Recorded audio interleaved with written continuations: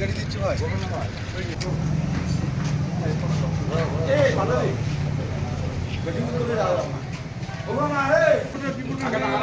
নেতা থেকে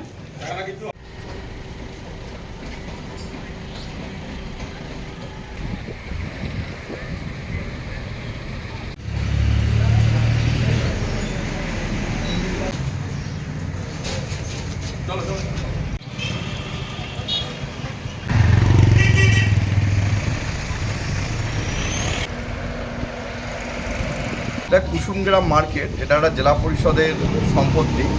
তো এখানকার যে ঘরগুলো আছে জেলা পরিষদ ভাড়া দিয়েছে এলাকার বেকার যুবকদের, যাতে তারা স্বাবলম্বী হতে পারে ব্যবসা বাণিজ্য করে, এবং কিছু ঘর ফাঁকা রয়েছে সেইগুলো, এবং কিছু ভাড়াও বাকি ছিল, সেগুলো নিয়ে আমরা এসেছিলাম, একটা সরেজমিনে দেখে গেলাম।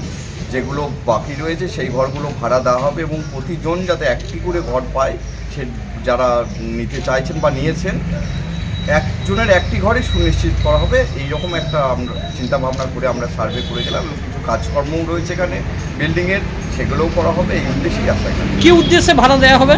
যাতে ব্যবসা করে এলাকার বেকার যুবক থেকে স্বাবলম্বী হতে পারে সেই উদ্দেশ্যে।